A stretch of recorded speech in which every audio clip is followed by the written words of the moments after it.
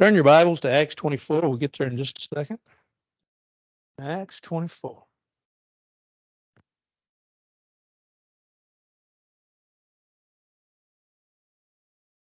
I was away last week on vacation. Actually,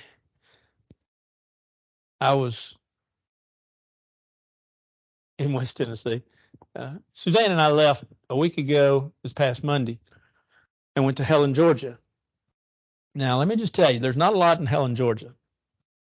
And so it doesn't take you long to see everything, but it is beautiful. It was well worth the trip. We went on Monday and stayed through Thursday, came back Thursday afternoon late, and saw some beautiful leaves, saw a few flowers, saw some waterfalls, and went to Cabbage Patch where they make Cabbage Patch dolls. We didn't, not the factory. It's a big place. It's kind of their central headquarters. Went there, ate at a couple of good old boy places to eat that was good. Had some German food. If you like that, that's good. I'm not opposed to it, but the bun was the best part of it. It was good. The bun was really good. Saw some other things. Got home Friday and Saturday. We just kind of goofed off around here and did some things together. We don't do much together anymore. 39 years of marriage, I know. And Sunday we got up early and went to West Tennessee to spend time with Ethan and Kara.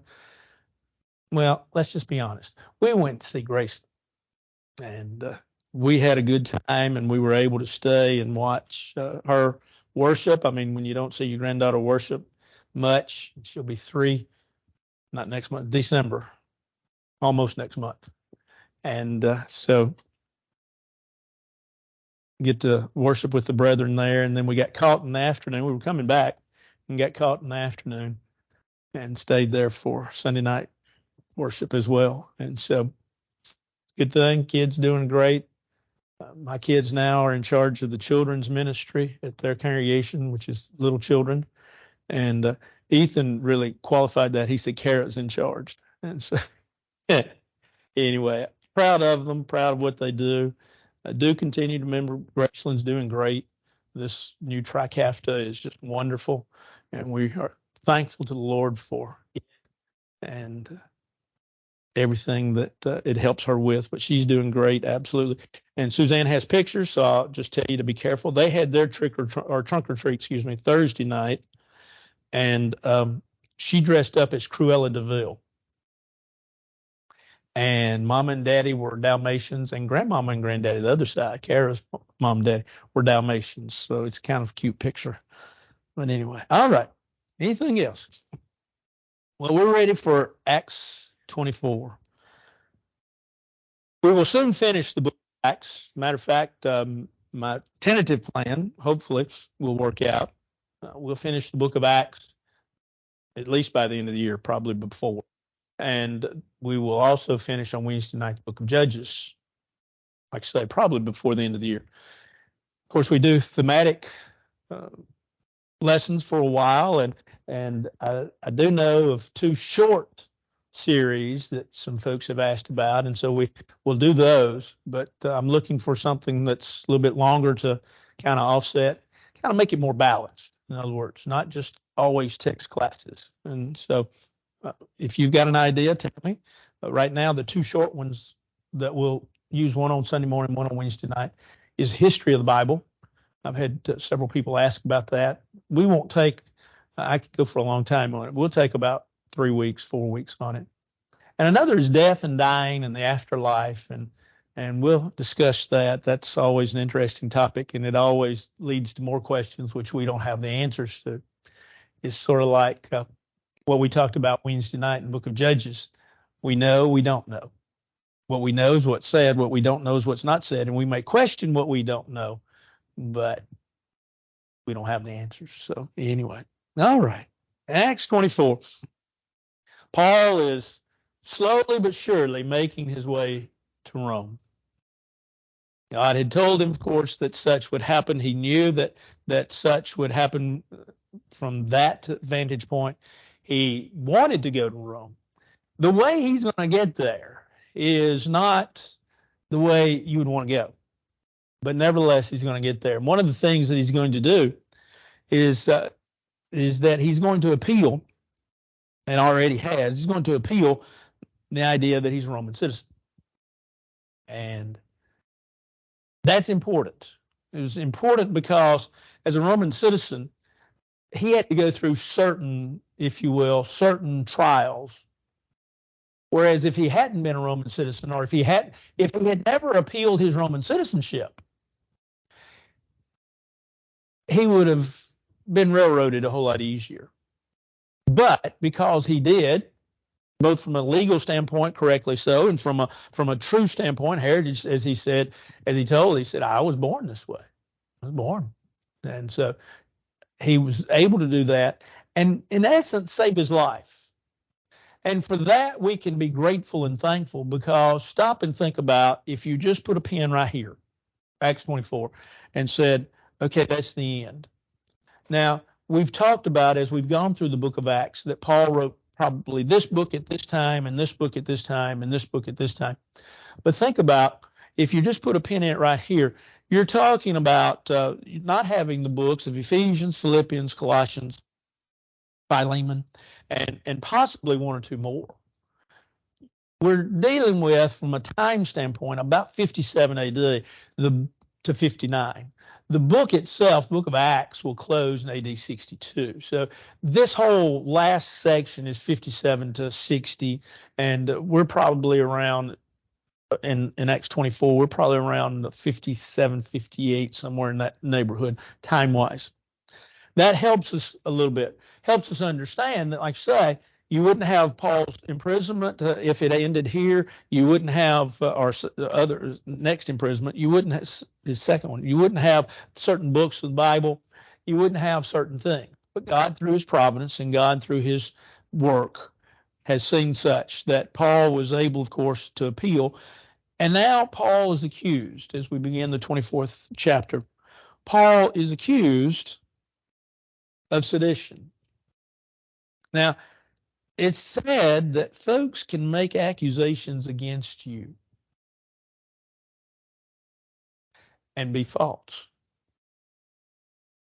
Now, those accusations that they make against you may be because they think they have all the information when they really don't. It may be that they have stretched the information that they have to fit their own needs. I read an article today. I read an article this morning. University of Tennessee beat University of Kentucky last night. If you didn't watch, I'll just tell you. This article was written by someone in Kentucky. And you know what it said? Tennessee got all the breaks. They got all the good reffing. They got all in. Be real and look at the game. Y'all just got outplayed a little bit, thankfully, and we won. It's the viewpoint. So some folks change things from a standpoint of the viewpoint that they have. And there's a lot of other reasons, but let's look at what is said about Paul and the ongoing proceedings. After 5 days, Ananias, the high priest came down with the elders. This would have been the Sanhedrin Council. And certain orator named Tertullus. Orator just simply means attorney. So Tertullus was Paul's attorney, if you will, or the attorney there that was called upon. These gave evidence to the governor against Paul. When he was called upon, Tertullus began his accusation, his formal charge. We're going to charge Paul. Here's what we're charging him of. Now let's see what he says. Seeing that through you we enjoy great peace, sustained peace is the idea. Do you remember Leave It to Beaver? Do you remember who was the guy that was always the suck up? Eddie Haskell. This is it right here. Ah, you're wonderful. And the truth of the matter is he wasn't. But now let's before we get the cart before the horse. We've enjoyed great peace and prosperity is being brought to this nation for your foresight. We accepted always and in all places, most noble Felix, with all thankfulness. Now, Felix, let's just stop right here. I hope I'm not changing your thought, but Felix is, in some versions, it calls him the governor. If you get down to it from a standpoint of history and you read history and know a little bit of the Greek, it was what's called a procurator. Now, a procurator, he did several things. One of the things that he did was he judged in daily affairs. So in reality, from a standpoint of procedural accuracy, this is who, at least in the beginning, Paul should have been brought to. And so he is the governor, he is the procurator, he is the one that makes judgments with regards to day-to-day things. He's also head of the financial department, if you will. He made sure that the taxes were collected, and he made sure that the taxes were sent back to Rome. He is, if you will, the big dog. He's also given soldiers, and he has a certain, if you will, leeway with regards to planning and executing soldiers from the standpoint of executing strategy. Really, what a procurator wanted to do above all things is keep peace. Rome really did not care what their conquered lands did as long as they were peaceful and sent their tax money back. And if they were able to do those two things, and if that governor was able, or procurator was able to do those two things, that's all that mattered to Rome.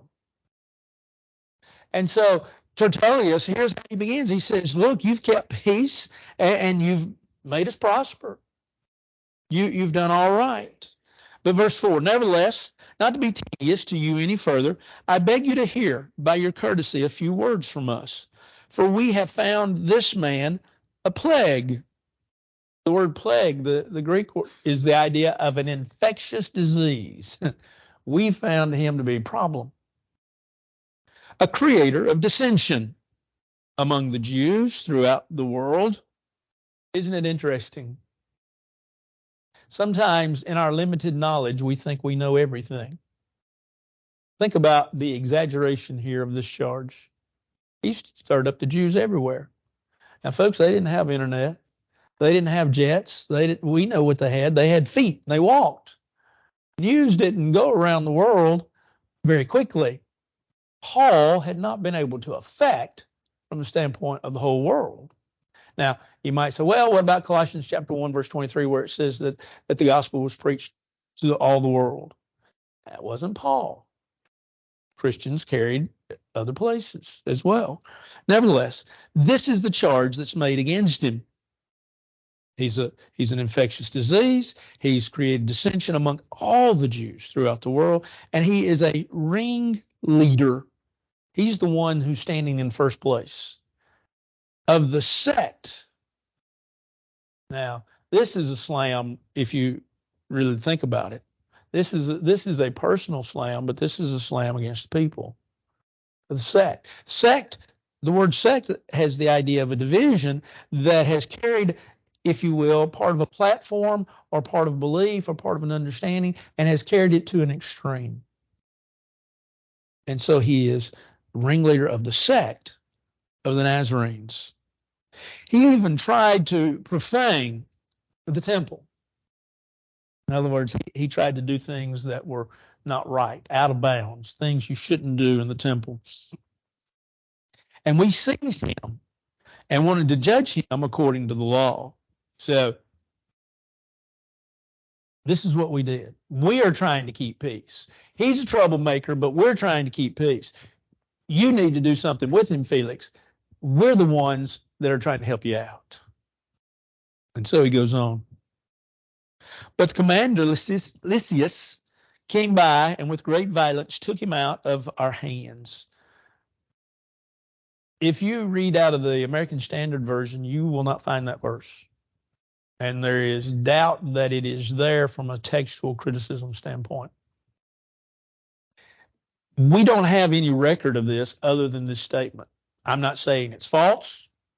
I'm just saying that I'm going to take it as is and say that it is, what happened. But he would not be the first lawyer to stretch the truth, right? To kind of change the truth. But nevertheless, he says, Lysias came by and with great violence took him out of our hands, commanding his accusers to come to you. By examining him yourselves, you may ascertain all these things of which we accuse him. And the Jews also assented, maintaining that these things were so. Now think about this. Paul, what's his background? Philippians 3 tells us more just plainly what's his background. He was what? With regards to law, he was a Pharisee. You remember? He was a Jew. And of course, in Philippians 3, he says, touching the law, he says, man, I was it. As we think about that, we think about Paul's stand where he was before he became a Christian. He was a Jew. He understood. He was taught in the Jewish ways. He understood the Jewish practices. He understood the Jewish ways. He was raised a Jew. But he was converted. And when he was converted, one of the things that he did, we saw it back earlier in the book of Acts. We talked about it then, especially in Acts chapter 11. We have studied before the book of Galatians, where basically there was an agreement between Peter and Paul was to go to the Gentiles. And we've talked about the idea of Gentiles from the standpoint of mindset in that you were either a Jew or you were a Gentile. And literally, the word that is translated, there's two different phrases, there are two different words that are translated Gentiles. It just means the people or the nations, literally. But it's often translated the Gentiles. And so what they're saying here is that as they bring him to, notice who they brought him to, the high priest. So these are things that they're wanting with regards to religiously. He's profaned the temple. He's a sect of the Nazarenes. He's violated the law. He's an infectious disease. We got problems with him. And so even the Jews, though, said, yep, we got trouble with him too. Because he's basically telling the Jews, and I believe Paul was a preacher of great compassion, but he's still telling them the truth. And when you tell folks the truth, if they are not willing, open-hearted enough to listen to the truth and obey the truth, they don't like what you got to say.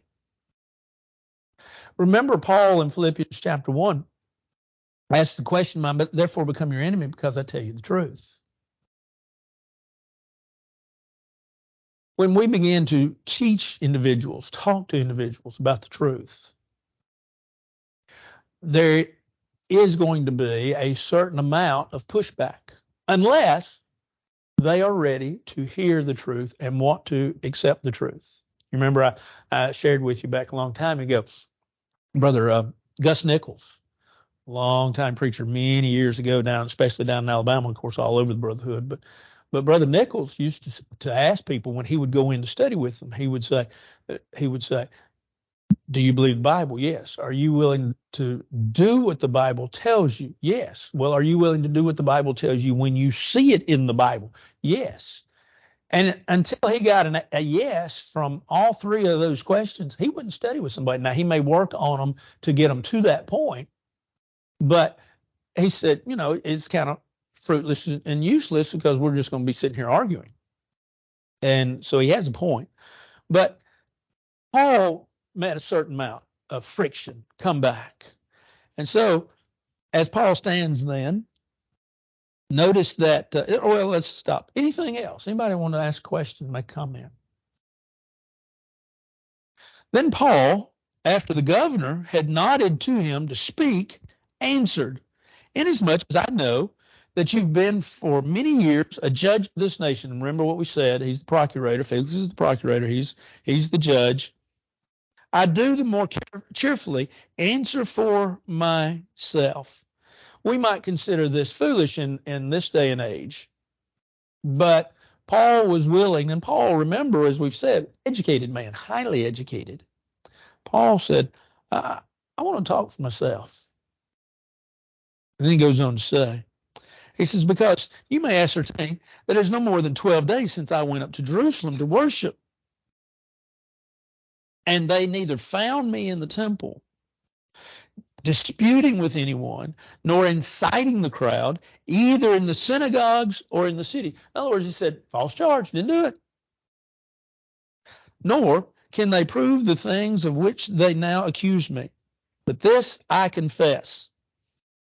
Let's talk about the word confess before we go on for just a second. We use the word confess in the plan of salvation. Why? Because that's what Paul wrote in Romans 10. With the heart man believes to righteousness, and with the mouth confession is made in salvation. The word confess is actually, when you go back to the Greek, it's actually two words. It's actually the word homologeo. Homo meaning same. Legeo actually goes back to the word that means to speak. It means to speak the same, literally. So when you're confessing something, you're saying, I am wanting to speak the same as you are speaking. And so he says, but this I confess. I'm going to speak along with you now for a minute. That, according to the way, and we've talked about that before, that's shown up several times here in the book of Acts, referring to Christians and Christianity, which they call a sect. So I worship the God of my fathers, believing all things which are written in the law and in the prophets. He says, I worship God. I praise God. I glorify God. I lift him up. I worship God. But notice what he says, I believe. I believe in the law and I believe in the prophets. Which, stop right there for a second and contemplate this idea. If he believes in the law and the prophets, which he did, he is telling these people, you don't. Now, why would that be so? We can go back, and we have before gone back to the Garden of Eden and looked at that. But when you think about as early as the book of Deuteronomy, there was a promise that a prophet would come from among the people. And not only would he come from among the people, but that the folks were to listen to him and to do what he said do. And then if you go to the New Testament, especially go to John's account of the gospel, his account of the gospel in the book of John. John keeps talking about, as he tells the story of Jesus, folks looking for the prophet. The Hebrew writer in Hebrews chapter 1, verse 3, refers to Jesus as prophet. And so when Jesus says that I believe in the law and the prophets, thus he's saying, I was looking for the Messiah. You folks weren't. You really don't believe. So there's a slight on this, if you will. You don't believe the law and the prophets. I have hope in God, he says in verse 15, which they themselves also accept, that there will be a resurrection. Well, he was a Pharisee. Of course he believed that. If he had been what? He would not believe in the resurrection. Yeah, if he was a Sadducee, he wouldn't believe in the resurrection. But because he was a Pharisee, the largest group, if you will, of that point in time, he believed in the resurrection, which is correct. 1 Corinthians 15 is most notable. There are many other passages, but this is one that comes to mind most easily. The resurrection of the dead, both of the just and the unjust. This being so, I myself always strive to have a conscience without offense toward God and men. The word offense has the idea of striking towards. I try to have a conscience that does not strike towards God or man. I try to be an individual that gets along with others, that tries to be at peace with others, but I do it so that my conscience, that inward part that man has, I was sitting in the office this week thinking about this idea of conscience. We all have one. And that conscience is viewed from a standpoint or is taught from a standpoint of what we're around, what we read. You see, if I was from Kentucky, I'd read that article that I read this morning. I'm not from Kentucky. But if I were, I would read that article and I would cherish that article that I read this morning. But because I'm from Tennessee, what did I do? Delete. I didn't do that. Here's the point. That conscience is within us is trained. It's taught. It's taught by our parents. It's taught by our teachers. It's taught by folks that we come in contact with. It's taught by what we watch on TV. It's taught by what we see. It's taught by everything around us. Now, I don't want to get political, and I don't want you to get political, but I do want you to think about Mike Johnson, who was elected Speaker of the House this week, was asked a question, and there was an interesting answer in which he gave to the question, and his answer was this: read the Bible. And somebody asked him to explain that answer, and he said, where I get my worldview is from the Bible. Now, I'm pretty sure there are some things I don't agree with him on. I'm sure that there are some things I do agree with him on. I'm not saying a politician that I agree with 100%. But it is to say that what he said is a true statement for all of us as Christians. Where do we get our view, our worldview? Where do we get what shapes us, molds us, what molds our thinking? It should be the Word of God and His teaching. So conscience is a good guide, but it is not the safest of guides. If it's trained correctly, it's good. But if it is not trained correctly, then it is bad. We've talked about, or we haven't, the news has talked about folks grooming other folks. You know, we've heard stories. If you watch the news, you've heard stories of this one was grooming this individual since they were the age of 12 to act this certain way with regards to these certain things. And you say, well, how in the world? And you say, well, conscience. How did the young man in Maine go into the bowling alley, into the bar, and kill so many people? You say, well, news said they kept hearing voices, therefore he had mental issues. Yes. And we've talked about it, mental health is real. And if you know of folks suffering, please help steer them to the right folks and help them by all stretch of the imagination that you can. It's very real. But at the same time, too, Suzanne asked me, we were sitting there the other night and we were watching the news and eating, and she said, how could he do that? And I said, because unfortunately his illness took effect on his mind, and therefore his conscience said, this is what I have to do. Wasn't right, but it's what happened, more than likely, just from an outsider looking in. Yes. And so here's the point. The point is that, yes, we should live to have our conscience as one that says, hey, I'm all right. I can sleep tonight. What I did was all right. And that's what Paul's saying. But don't let your conscience be your sole guide. Let the Bible. Now, verse 17.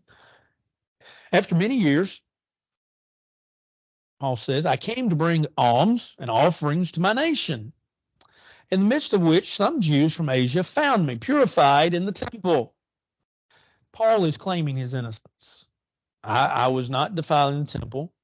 Now, Paul, when he says that he is purified in the temple, had to have purified himself, gone through the purification rites found in the Old Testament, because Paul would have been considered from a standpoint of clean or unclean.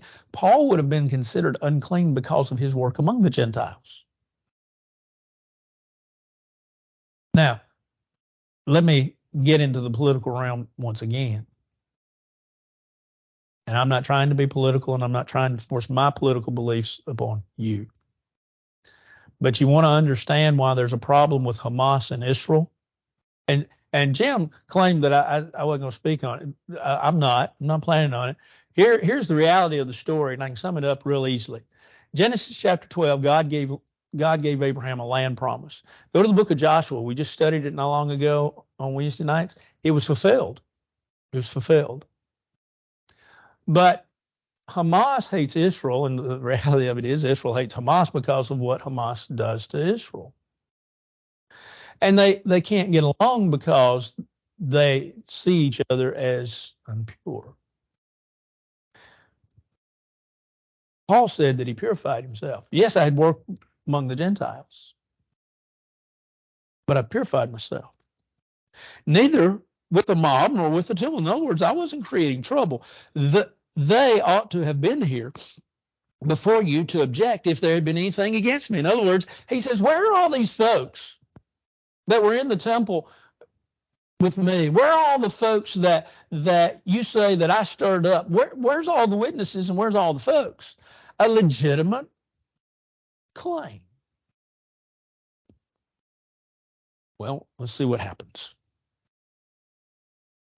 Or else, he said, well, excuse me, they ought to have been here before you to object if they had anything against me. Or else, let those who are here themselves say if they found any wrongdoing in me while I stood before the council. Unless it is for this one statement, which I cried out, standing among them, concerning the resurrection of the dead, I'm being judged by you this day. In other words, here's the only truth. Here's the only truth that you can really claim that I spoke. I spoke concerning the resurrection. That's the only statement I made that they should be upset about. Anything else? Well, when Felix heard these things, we've already talked about Felix, introduced him, so we'll not go any further. When Felix heard these things, having more accurate knowledge of the way, Christianity, if you will, he adjourned the proceedings and said, when Lysias, the commander, comes down, I'll make a decision on your case. So, in other words, he tries to put it off a little bit. Hey, Lysias, Tertullius said that Lysias took Paul. I don't want to talk to him. And so he says, let's wait till he comes. So he commanded the centurion to keep Paul and to let him have liberty, and told him not to forbid any of his friends to provide for or visit him. Did you catch that? Have you ever caught that before? I'm sure you have. You've all studied this wonderful book several times. When Paul was in Roman imprisonment, Paul was still able to receive visitors and supplies. Go back to the book of Colossians. Remember, hadn't been able to send him stuff for a while. Paul said, that's all right, I understand. But he was thankful for what they had brought him through Epaphroditus. Now, this is sort of the laxness. So in other words, Felix says, okay, we're going to keep you in prison, but you're still going to have certain liberties. You're still going to have certain freedoms, if you will. And after some days, Felix came with his wife, Drusilla. Drusilla was not a nice lady. Drusilla was actually the great-granddaughter. Let's see if I can get that right. Yes, great-granddaughter of Herod the Great. And Herod the Great, you remember who he was? Herod the Great was the one that ordered all the babies killed. Jesus was born. Each of a guy. So she's the great-granddaughter. She comes from a line of folks that aren't the most pleasant. So when you say, well, she's not a pleasant lady, well, I understand that. But notice what he says. Some days when Felix came with his wife Drusilla, who was Jewish, he sent for Paul and heard him concerning the faith in Christ. Now, she would be able to fill in part of the gaps. Felix would be able to understand the Jewish part, and now he's beginning to learn. He's done some research on people of the way, Christians, and so he says, okay. Now, as he reasoned, talking about Paul, this is verse 25, as he reasoned about righteousness, The word righteousness is looked at, understood best within its context. Because we talk about God in his righteousness. Simply means that God in his righteousness is doing what's right. And to a large degree, when you talk about our righteousness, it is still the same. But our righteousness is literally doing the right thing as God has prescribed. So it's a shade of difference, if you will. And so Paul stands before Felix, and Felix and Drusilla, they make up a terrible couple. But Paul reasoned of righteousness, doing what's right, self-control. Yeah, these two didn't have it because basically, well, Felix had taken her away from her husband, and they had not controlled themselves, self-control, and judgment to come, day of judgment. So he reasoned really of three things: righteousness, self-control, and judgment to come. These are three things that would have hit at Felix's heart. Felix was afraid. I like that word. I like what Wayne Jackson says in his commentary about it. He says it might better be looked at from the standpoint of terrified. Felix was terrified. That's probably a better way of looking at the word, but afraid is fine if you understand it's not just afraid when you walk into a haunted house. You know, this time of year you walk into a haunted house, you know everything's going to be all right. They still may be spooky. They still may scare you a little bit, but you know they're not going to hurt you. Afraid from this standpoint is more like walking into a house that you don't know of and there's no electricity and you hear a noise all of a sudden and it sounds like somebody is close by. Terrified. Felix was terrified, and he answered, "Go away for now, and when I have a convenient time, I will call for you. When the right time comes, I'll call for you." Do you know of people that have delayed their salvation? As far as we know, you've heard this from the standpoint of history, as far as we know, he never calls for Paul. I've had people through the years, I've had people say, you know, it's just not the right time. I'm not ready. I got a few more wild oats I want to sow. Young fellow told me that once. Got a few more things I want to do. Hope you live that long. Hope the Lord gives you that many days. And I hope you come to the understanding that all that time you needed God, not just when it came the time you wanted it to be. Felix delayed. And a lot of times when folks delay, not every time, a lot of times when folks delay, they never come back. I told you, I shared with you a story here not long ago of a young girl when I was in college and I did summer intern work with congregation, that the associate minister and I, we did a lot of Bible studies with a lot of folks. And so as we were doing them, one summer we had one with a lady. Her husband actually came to church, and she came some, but not a lot. And anyway, and he was a member of the church, and she was raised something else. And as the story goes, because I've told you this before, so I'll make it quick, that summer she did not obey the gospel. The next summer, as I began intern work there for the last summer that I was there, that the associate minister said, "Hey, let's go back and let's talk to her again." Said her husband's kind of quit coming to church. Maybe we can, capture two birds with one stone. And we talked to her for most of the summer, and towards the last third of the summer, she obeyed the gospel. And she was baptized. That doesn't happen often. You get somebody that puts you off, and a year later you can come back, but it happens. And so here's my antidote to that. Don't quit praying for them, and don't quit working on them. Keep praying for them. Keep working on them. Keep talking to them. Keep praying for them. You never know. You never know. And as long as there's breath, there's hope. And that's what we hope for them. And so, of course, this is, as if you will, this is the story. But Felix, terrified, go your way, never comes back to it. Meanwhile, He also hoped that money would be given to him by Paul. Felix, sort of like anybody by power, hey, give me a little money, but that he might release him. Therefore, he sent for him more often and conversed with him. So he was willing to listen, but he was willing to listen from a standpoint of he thought he was going to gain something. Maybe he thought that Paul's family would kick in a little bit to let him go. We don't know exactly about Paul's family. There is a supposition that could be made, and that is that Paul's family may have had a little bit of money because Paul had a teacher. Remember earlier we studied this, Gamaliel?